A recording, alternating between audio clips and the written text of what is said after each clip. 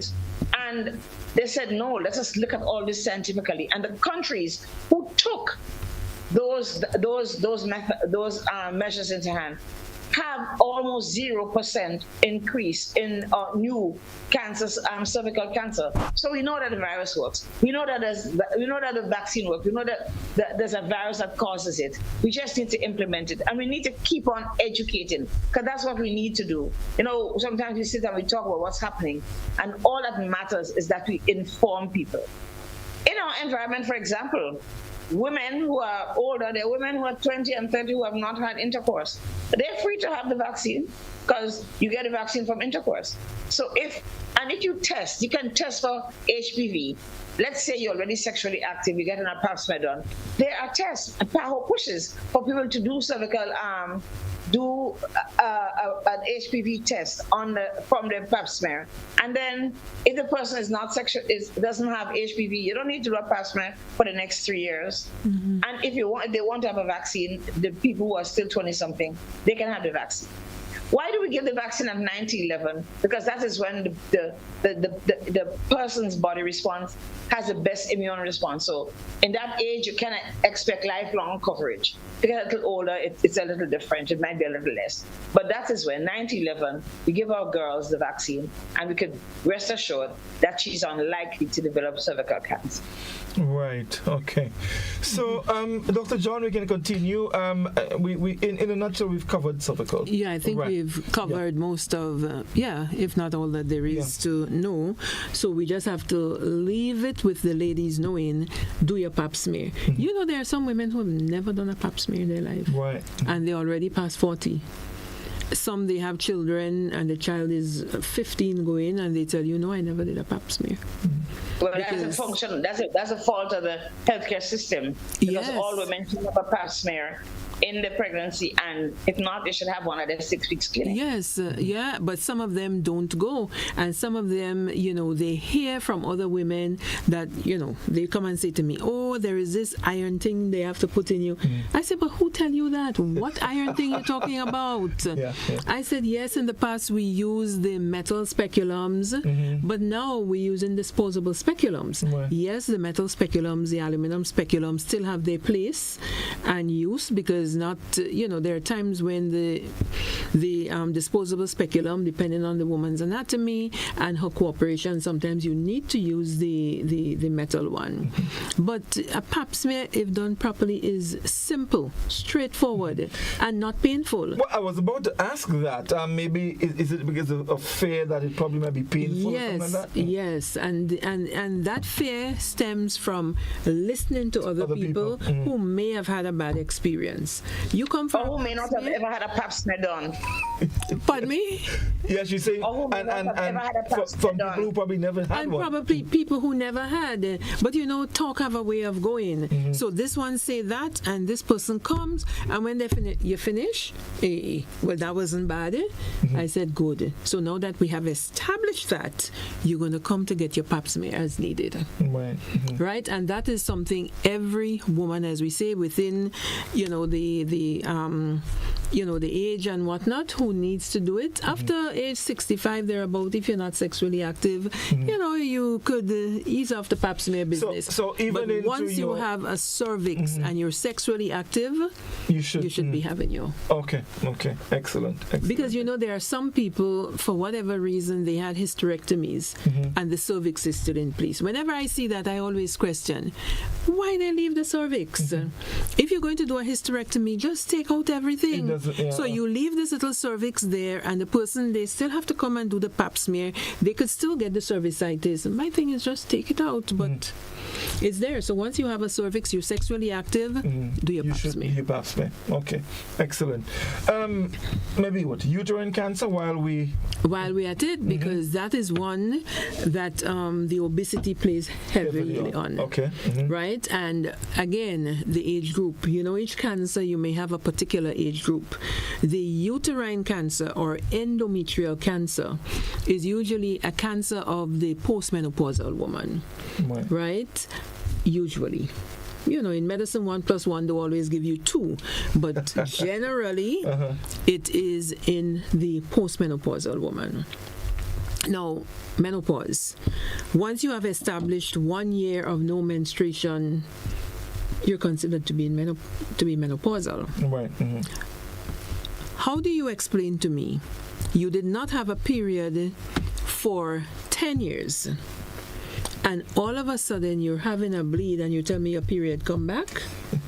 I'm like, no, this is not a period. This is a pathology. Something is wrong. And yes, and I always say it's a pathology. Yeah, I said that to a man the other day, and he said, what happened? You afraid to say the word? I said, no, it's a pathology. Something is wrong until we prove otherwise. Right? Something is wrong here. So you cannot be without a period for 10 years and one morning it shows up and you're telling me your period come back, so you're getting back young again? Nah. You head into the departure lounge. Right. So you want to take care of that. Good. If you're still having the period, you probably perimenopausal and you're getting in between bleeding, you do not want to sit and say, well, I get into menopause, so probably see your doctor, see your gynecologist, see whoever, and get it investigated. I believe in investigation. Anything that doesn't sit right in there, you having a watery discharge that doesn't smell too right, don't think is because, well, I forget to bathe before I went to sleep. No. Come, get that speculum in there and visualize what's going on and get the necessary testing done. Good? And what you find is that a lot of obese women, postmenopausal, the majority of uterine or endometrial cancers you see usually fit the postmenopausal woman who has been obese. Because remember, we spoke about the inflammation, the release of hormones, the estrogen effect, you have the insulin resistance and all of that. So these are the ones who are prime candidates for uterine cancer. Right. And you get pain in the legs, you can have low abdominal pain, you can have postmenopausal bleeding. That's one of the main things, right? So you could have time, pick it up relatively early and something could be done about it. Right. I don't know if the other ladies want to chime in here. Yeah, I have a question, and I it's something I've been thinking about, and I would like to all three of you ladies or doctors to speak on it. You mentioned menopause, right? And of course earlier you mentioned about removal of a cervix if you do a hysterectomy and stuff like that. If a woman, let's say, has that done, removal of the uterus and all of that, for whatever reason, right, can she still have menopausal symptoms? Yes. To answer this, you would not have a bleed. Right, yes. Right? Because, some people think once you take out the uterus, and you're not bleeding, you reach menopause. But if the ovaries were left in place, the ovaries will continue to function until the ovarian function has declined. Because there are a lot of women who in their 40s would have had hysterectomies because of whether it's uterine fibroids or whatever, and they tell you, well, they left the ovary or they left one ovary, that ovary will function, and when it ceases to function, you go into menopause. Now, if everything is taken out, ovaries, uterus, everything, it puts you into menopause right away. Right? And you may be young, but for whatever reason, the ovaries had to come out because the ovarian function is what keeps you going. So once that is removed, then your physician may want to offer you hormone replacement if you have no underlying conditions that will predispose you to anything happening. Okay. Yeah. All right. But you can, Right. So I was making reference to some of the symptoms. You hear women go through. Some women go through difficult periods. They hot flashes. They feel sick. They feel all kind of different kind of things that I can't explain. So this is what I was trying to determine whether if everything is removed, if all of these kind of symptoms, the strange feeling and all of that can still happen? Yes. Okay. Yes. And it's the same as a young woman having premature ovarian failure, right? I've had patients who in their late 30s, period doesn't come. And when you do the blood work, you're like, wow. Sad to be the bearer of bad news. We have some sort of ovarian failure. Some people have uterine artery embolization, where because of large uterine fibroids, they do the embolization of the uterine artery. That is like shutting off the blood supply there. And one of the side effect of this is the possibility of ovarian failure. And when that happens, you go into menopause. And yes, you will get the hot flashes, you will get the, whatever it is that is your lot, because not everybody get that. Right. And it happens. Okay. Something I wanted to mention. And I thought this is what you were going to ask when you say you're going to ask all three ladies. Not just menopause, but hysterectomy and leaving the cervix. Some people leave the cervix. Some women ask that the cervix be left there because they think it will affect their sex life. Right, yes. Right? They think that, if you remove that, then I just left with a space. Well, I've heard, I don't know. That kind of story. I think we could probably have Dr. Nixon or Dr. or Jane, Dr. Noel, chime in on that. What has been their experience with the women who want that?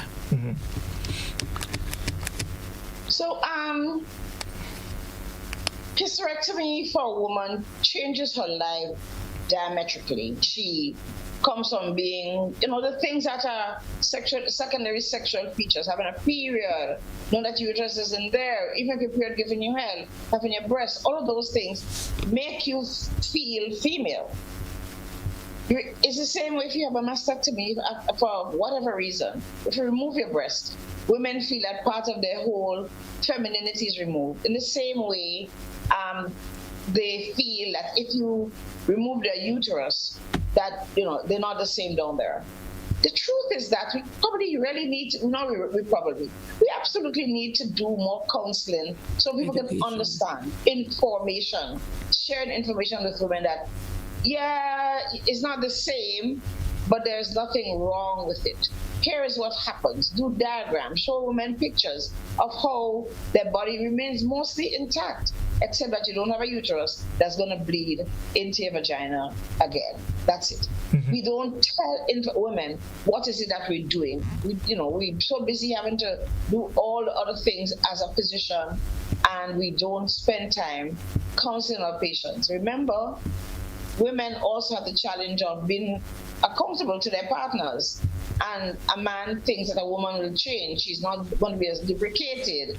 She's not going to enjoy intercourse as much. And it creates a lot of stress for the female. It is therefore important that you counsel the person or their partners in relation to what changes are going to occur if you remove a woman's uterus, and why you should. In the case of a woman who has a fibroid that's bleeding her to death, or a woman with cancer. I'm gonna share. I have a quick story.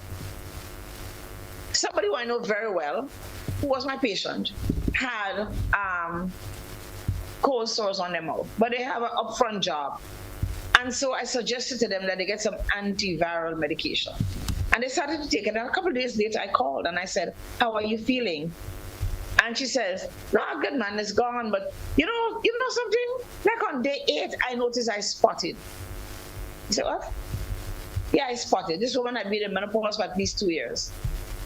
And so I got into investigative mode. It turns out that patient actually had early uterine cancer. And I just want to substantiate what Dr. Stevens has said, that anything that bleeds after you've reached those 12 months of menopause is for a red flag. And she actually had uterine cancer and has had a hysterectomy and is basically doing very well. I'm just saying that we as colleagues and care providers and people should know, a patient, a person in the community, the women out there need to know, you have had a period for 12 months. If it missed January to December, and when in February you see a period come, something is wrong. Get it checked. Okay? or if maybe there's nothing wrong, but get it checked. Because the likelihood is greater that something is wrong. Be certain that nothing is wrong. Nothing is wrong, exactly. Yeah. Make sure better than, they say make sure better than cocksure. Okay? So go there and check it out. That's a Vinci thing. Yeah. Dr. Noel, you can come in here and let me just ask it. Dr. John mentioned, so for example, with the removal of the cervix, does that make the woman different? I suppose, yeah. I mean, the woman will feel physically different. You've had an operation, it takes you a while to recover from that. Everything is slightly different, stitching, etc., etc. So it can feel a little different, just quite honestly, like after having a baby, right? Mm-hmm. So you deliver a baby and everything there is like a little painful, a little stretched, etc., etc., you know? But it then accommodates and you go back to the new norm, right? I think one of the things is to look at these things. You are not having a hysterectomy for no reason, right?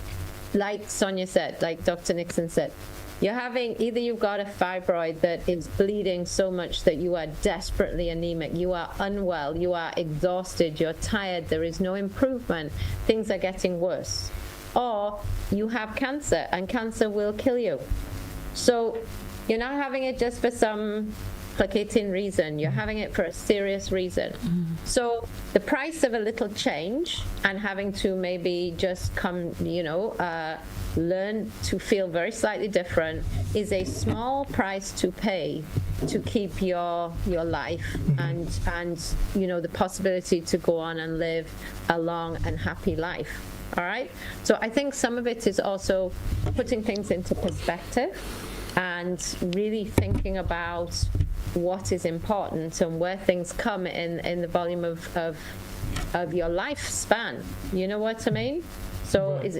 It's like when I say, when women have a baby, often they may have a cesarean section to save the child, but then they feel devastated afterwards that they didn't give vaginal birth.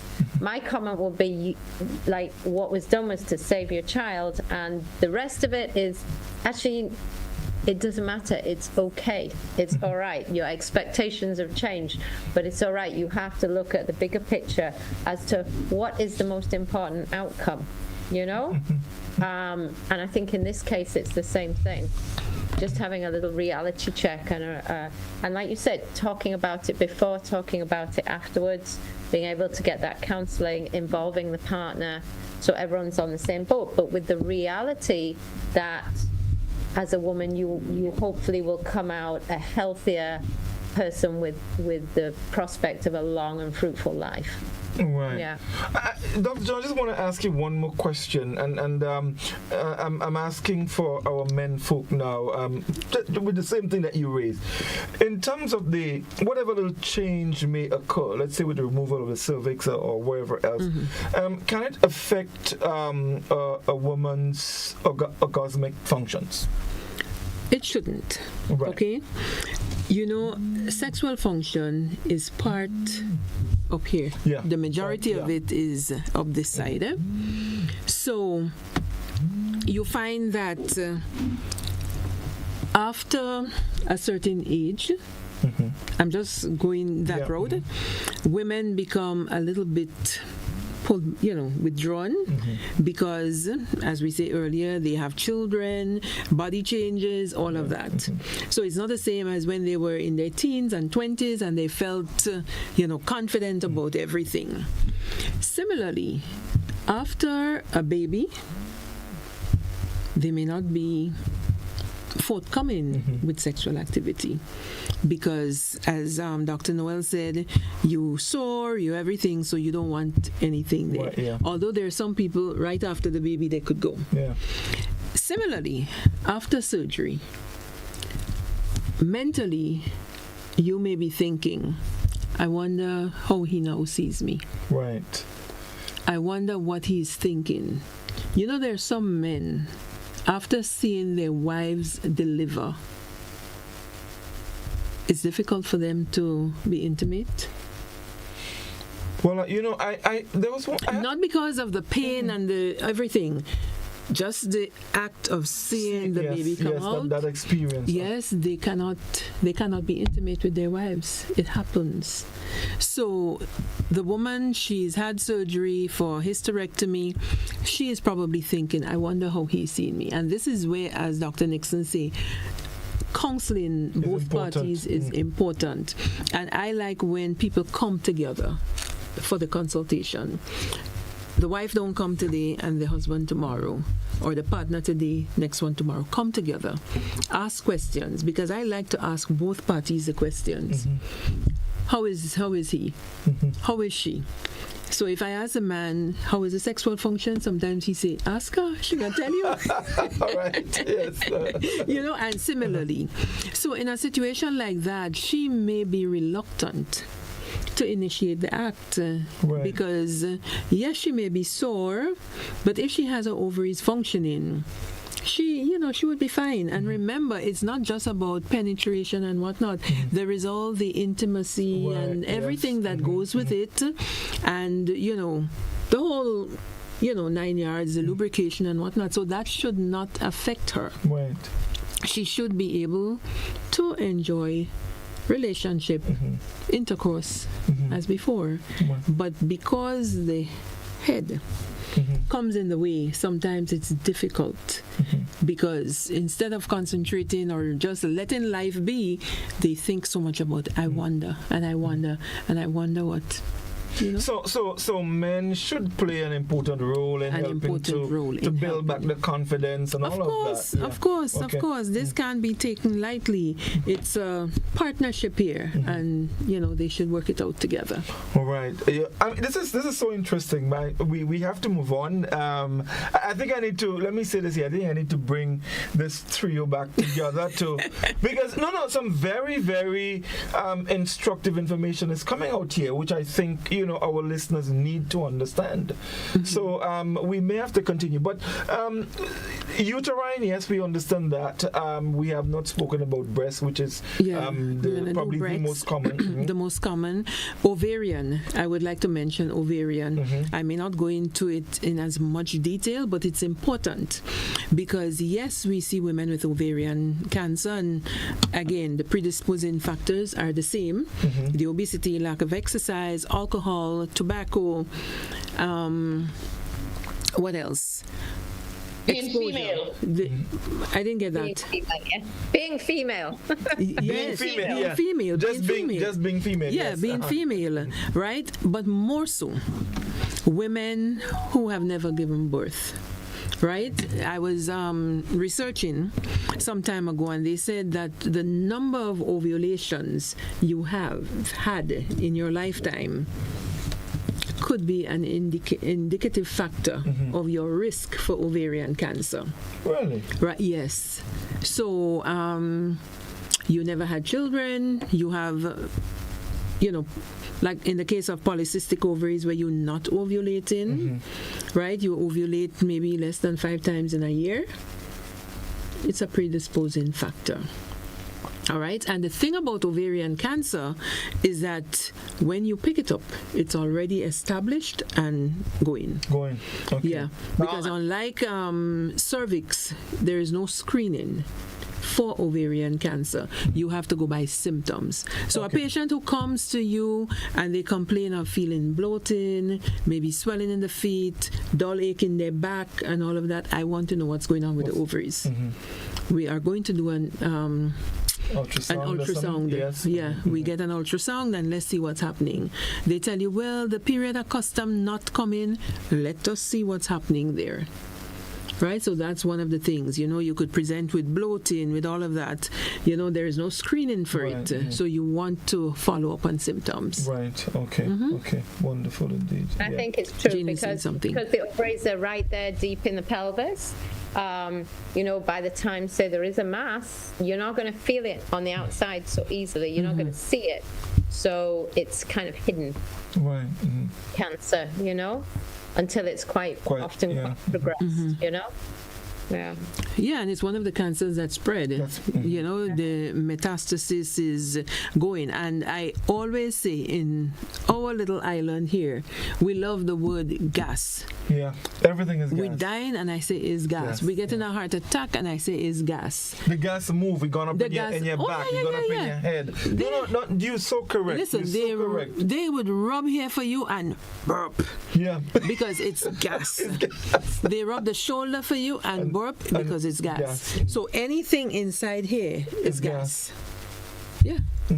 And that bloating and gaseous feeling, you know, I call it the bloating, they call it gas. And you try to convince, well, you need an ultrasound. Well, I did one sometime last year. That was last year. A lot could happen between last year and this year. Yeah. So let us do it just to be safe, to make sure that we know what's happening. Yeah. Let us do it. Yes, we know that there is a cost to everything and it could be pretty expensive, but it's worth the while. It's really worth it, doing it and knowing where you stand. Yes, indeed. I don't know if Sonia and Jane have anything to add there. Doc, anything? We can... I mean, all I would say is like screening. Screening is important. So that health check, especially as we get older, it's important. You know, don't be scared of knowing. Some people, they have an inkling something's wrong and they put it off because they're scared of what may happen. I would say the sooner you find out, the sooner you can deal with it. And if it's early, the more like chance that you can actually get cured, get treatment, etc. If you leave it, by the time you do go, it may be too late. So it's better to be brave and bite the bullet and go and get your testing and get your screening on a regular basis. So one of the things I think comes into play here is us as clinicians, we who give care, leaving a space for our patients to communicate. We kind of want to do the kind of drive-through. Can I have a 2-piece? You have apple pie or strawberry, strudel, and you're going through. That's not what our patients need. And as we have more and more need for physicians, we have a shortage of physicians and nurses and all the crap that has been happening, we're going to have patients who don't have the opportunity to say what's going on. But as caregivers, we have a responsibility to ensure that patients feel sufficiently comfortable to talk to you. You walk in, what's going on, brother? And by the time the patient sit down, the chair don't even get cold and you write prescription already. And they didn't come for a repeat prescription. So I think the whole issue of ensuring that there's dialogue, so patients gain trust and would give us the information that we require to be able to figure out what's going on. And sometimes patients have challenges and they're so scared, they're afraid to. It is important, therefore, that as clinicians, that people see people in a clinical setting, that we create that kind of atmosphere of comfort and freedom and trust, and patients could ask us stupid questions, right? So that we can try and decipher what's there. Don't look at it flippantly or say, this lady has no sense, let me go on. That's not how we want to do it. We want to make sure that every patient gets an opportunity so that they can tell us the things we don't expect. Because remember, for example, ovarian cancer sometimes just doesn't have any significant symptoms. And by the time you saw those symptoms, it's a situation that's way far gone. If your patient comes and says, this my belly, for some reason I'm just aware of my belly, right?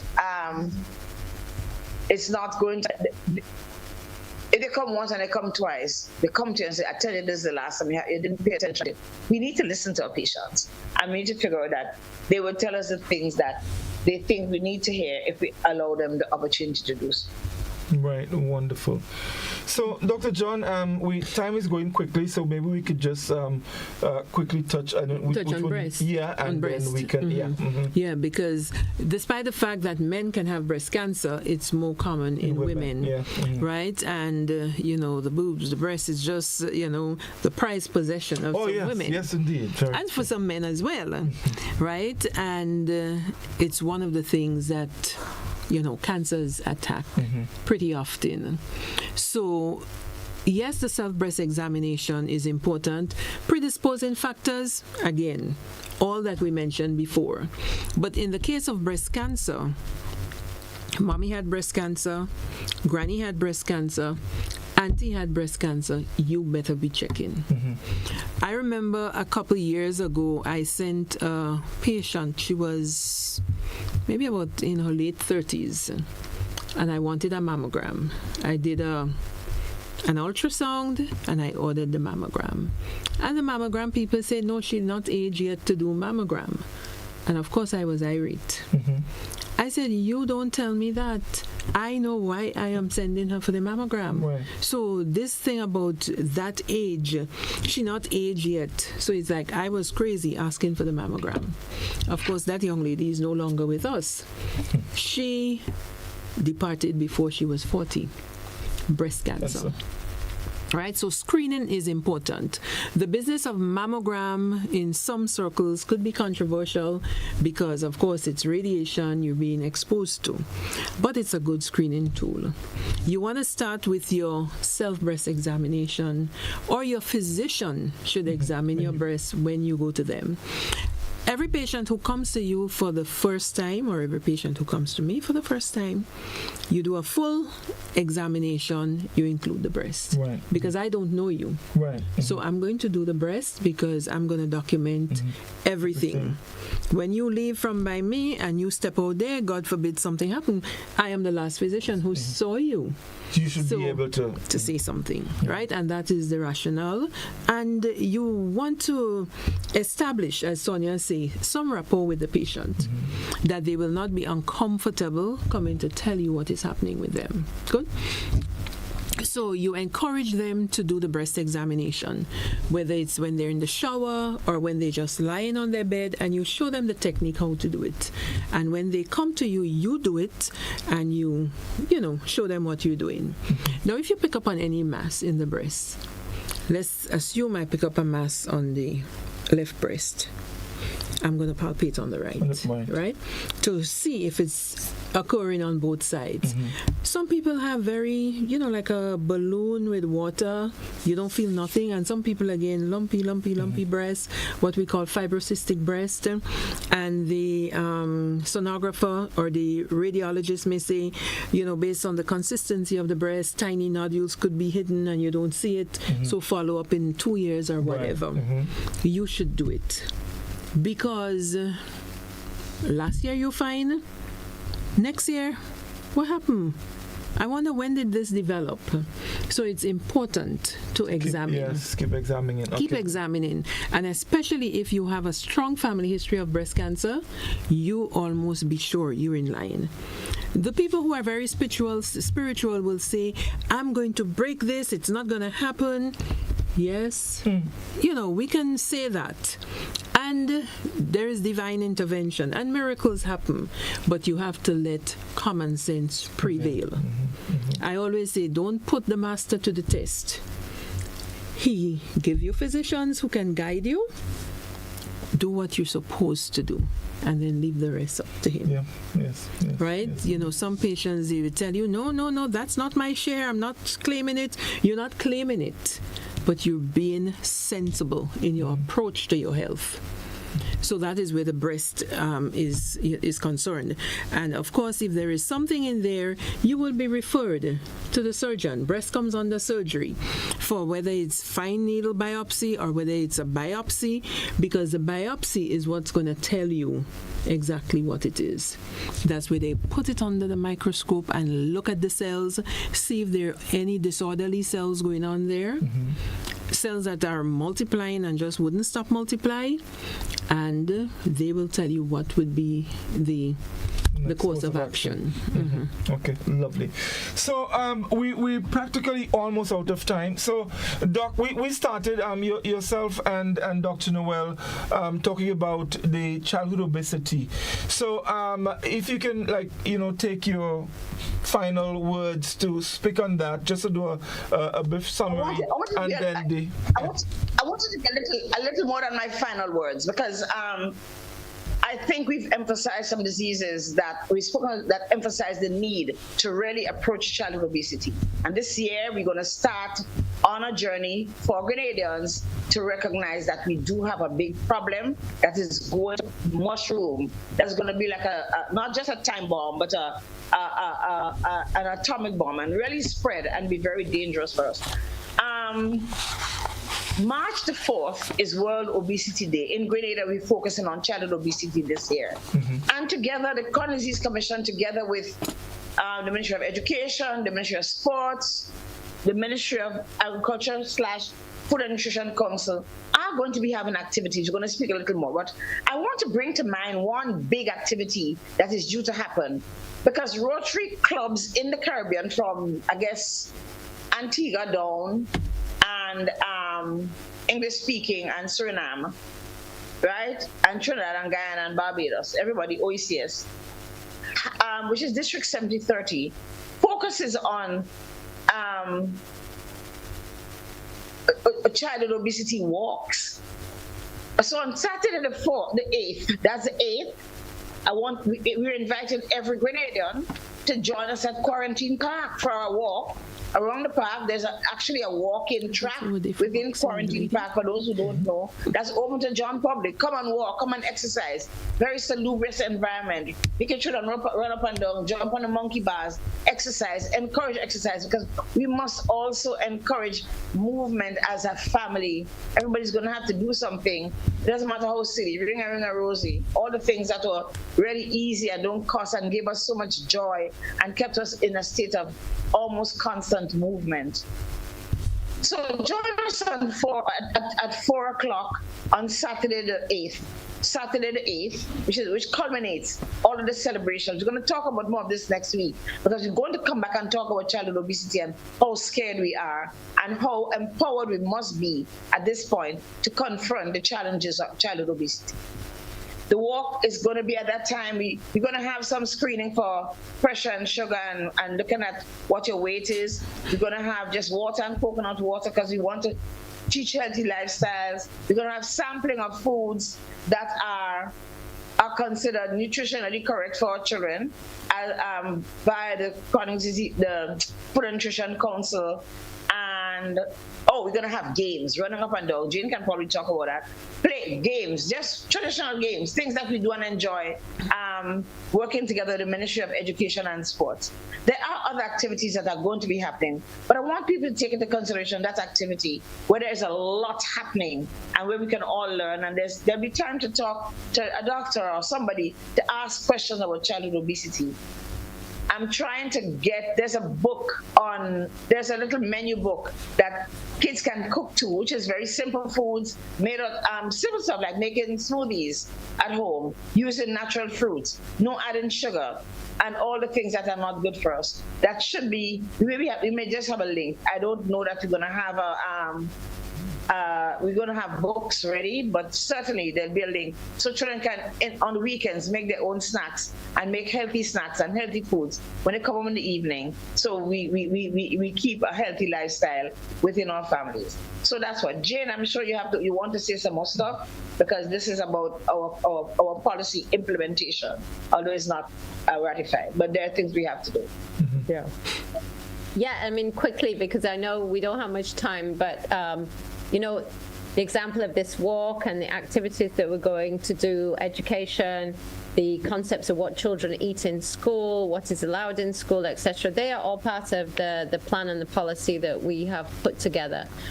So we're starting to make moves. We're having continued education sessions for our doctors and our medical teams and our nurses to look at looking at childhood obesity as a disease, which is what it is. It's classified as a disease, so we actually, it's not just something that's bobbed off in the office. People don't have time to talk about it. We're going to be on Friday through the Ministry of Education, so I want to thank Mr. Jeremiah for his support in this fight against childhood obesity.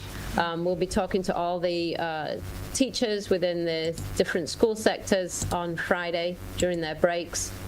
to just give some education and understanding about why this is so important and the role that different sectors have. So teachers are so important because the children are there. So by leading by example and emulating good lifestyles and supporting the measures that need to be taken to support the children, teachers are so important, just as parents are, just as all the different people that they come into to contact with. And I mean, today Sonia and I were, and actually all three of us were in a workshop, an opening workshop on physical literacy, which is something that they are looking to bring to Grenada to reinvent, energize, and slightly change the physical education system. And that will be a key factor in increasing the enjoyment of playing and sport, and I wouldn't even say sport, but games for children, which will encourage them to be more active in a fun way.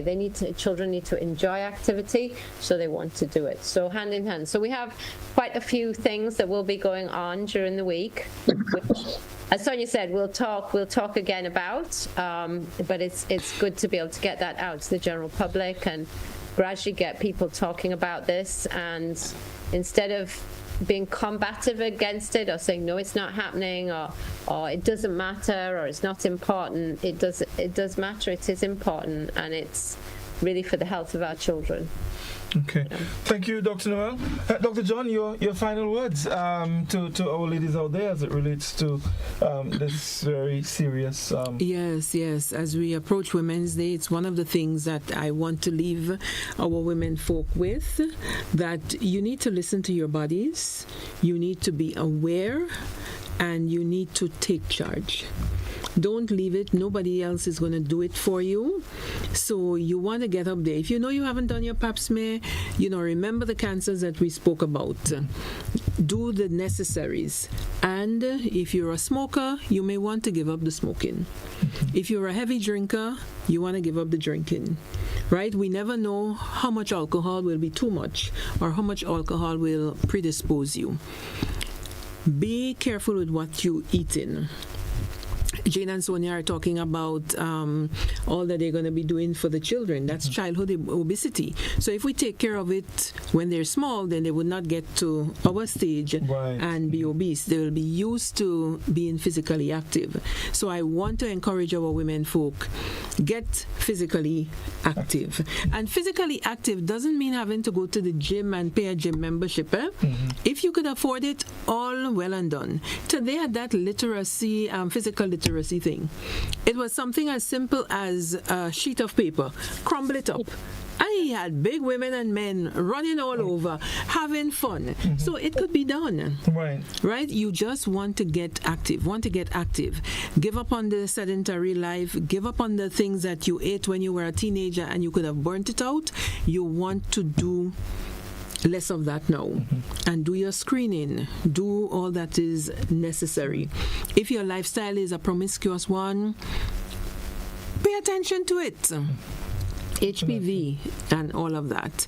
And while Jane and Sonia are talking about all the activities and the physical things that will be happening at quarantine, I wouldn't leave without talking boxing. Of course not. We are going to be having boxing at the police drill yard on Melville Street on that same day. Saturday the 8th, we start at 6 in the evening. Yes, in the evening. Now the youngsters, they are training, so they're keeping fit. So we should not have obesity with these boys and girls. And for the adults who want to, it's the best form of exercise. It's a all-round exercise when you box. Yeah, you have to be bouncing like Muhammad Ali and all of that. You have to be bouncing and doing your do. My son, he is a boxer, he's a trainer, and when I train with him, I say, come take it easy, boy, remember this is your mother. Right? Because mentally, it puts you in a different zone. And it's one of the ways you can keep fit because it keeps you moving. Yeah. Right? So, physical activity doesn't have to be expensive. If you can afford it, yes, we support the gyms. But if you cannot, be out there, shadow box, right? We'll welcome you. Do things to keep moving and take care of yourself. Yes, indeed. Doc, thank you so very much. Dr. Nixon, Dr. Noel, thank you also very much for being here. It was really interesting. I learned so much. I wish we could continue. But of course, we do have next Tuesday and the following one and all the other Tuesdays in 2025. So thank you all so very much. I'm looking forward to continuing on the childhood obesity and of course Women's Day coming up. So there's a lot to talk about and I'm looking forward to that. So thank you very much and do have a good night. All the best. Yes, indeed. Thank you. Yes. Good night. Night, guys. All right. Thanks.